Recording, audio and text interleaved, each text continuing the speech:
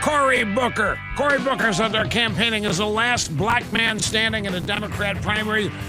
Our party is better than this. Our party is better than...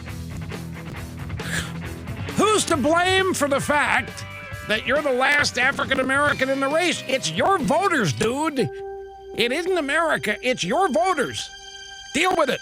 Cory Booker's out there. So he's in Des Moines. He's in Iowa. Out there running for president, the Democrat side. As you know, Kamala Harris grabbed the violins, is gone. A Russian agent, Tulsi Gabbard, succeeded in taking Kamala Harris out. Not even an affair with Willie Brown could save her. So she's gone. Then we got the stories about how mean she was, mean to her staff. This shouldn't surprise anybody either. We always hear about how rude and mean and insensitive these powerful Democrats are to the people that work for them. My dad always said the way to find out somebody's real character is to watch how they treat people who can't do anything for them. Well, the Democrats even treat people who can do things for them like dirt. So she's gone, and so now Cory Booker is whining that the Democrat primary is losing people of color. He said, our party's better than this. I'm sorry, it cracks me up. Why is your party losing people of color? Because your party's a bunch of racists.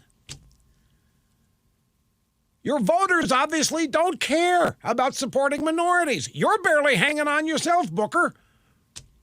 You're going to be the next one to go. And then all that's going to be left is a bunch of short little billionaires in that party, plus Mayor Pete, who's also short and little, but not a billionaire. That's all you're going to have left. Oh, I'm sorry. Plugs is not a billionaire, but he's got blonde hair on his legs that black people like. That's as close as you're going to be able to get.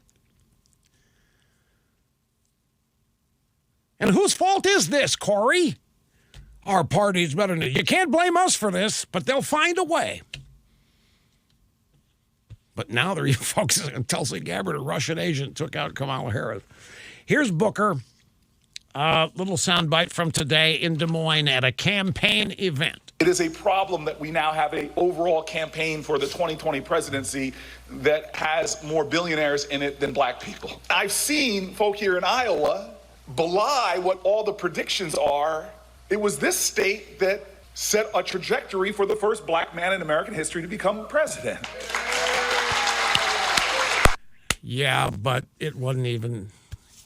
That was then, and this is now. And obviously that's not seen as having done so well, Cory. For whatever reasons. It's a problem that we now have an overall campaign for the presidency has more billionaires in it than black people. Well, what are you going to do about it? What are you going to do about it? And whose fault is it? Does this represent a failure of the civil rights initiatives within the Democrat Party?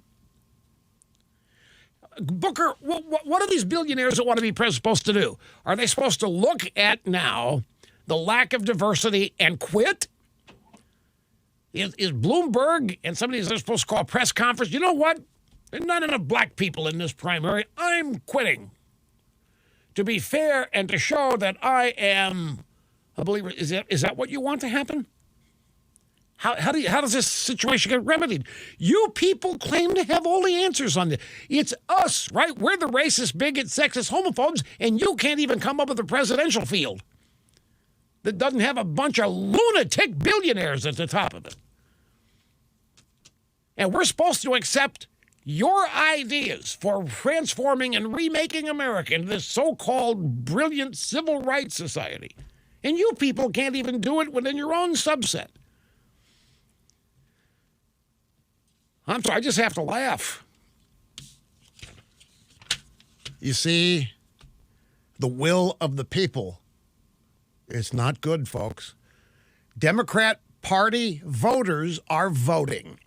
They are expressing their preferences. They didn't like Kamala Harris. That means something is wrong with the voters, and something's wrong with the Democrat Party. People exercising their actual freedom of choice in a ballot box is unacceptable to these people. Now, we can sit here and laugh at this all we want, as I have just done, and as I've shown how. But the bottom line, what's he mad at? He's mad at free choice. He's mad at free expression. He's mad that people didn't do what he wanted them to do. He's mad that Democrat voters didn't vote the way he thinks they should. Well, who the hell is he? Is he leading the pack? No, he's going to be the next to go. And when he goes, there literally ain't going to be any people of color in there unless they want to try to say that somebody like Fauxcahontas is still 1/1000th Indian. I'm sorry, I forgot about the diminutive Julian Castro, right? But he's not African-American person of color. He is Hispanic, but he doesn't have a chance either. So he's going to be gone. Who the rest is going to be gone? Crazy Bernie's going to be gone. Klobuchar is going to be gone. Tom Steyer, rich billionaire, he'd have a prayer. By the way, John Kerry, who just served in Vietnam, just endorsed Plugs. Plugs is going to be their nominee. Well, who else is it going to be?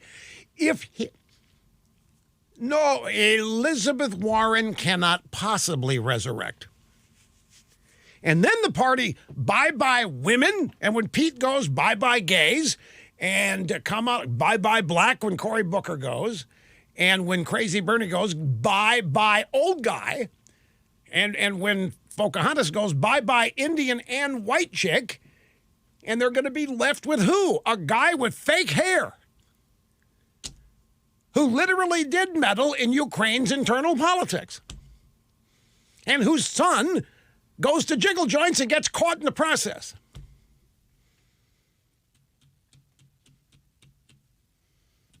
And that might open the door for Hillary. No, seriously. Cory Booker, he literally is, you should see him, he's pain in his face. And he's wringing his hands, very, very upset that this party, presidential field is white billionaires. Very upset. Well, sorry, people are exercising their free choice. A lot of people don't think Kamala Harris is qualified or be a good candidate. So you want to hold it against the voters? Cory, what's supposed to happen? What percentage of the Democrat voting bloc is supposed to vote for her just to keep her alive for appearance's sake? Is that why people in your party are supposed to vote? Well, you better go talk to the whatever percentage that she needs to stay alive and tell them how they're supposed to vote. Otherwise, this is what you're going to get. You know, when people exercise their own choices and it doesn't result in what these authoritarians want, look what they do. He's already out there lamenting something's wrong with his party. Well, there is, but he just doesn't know what.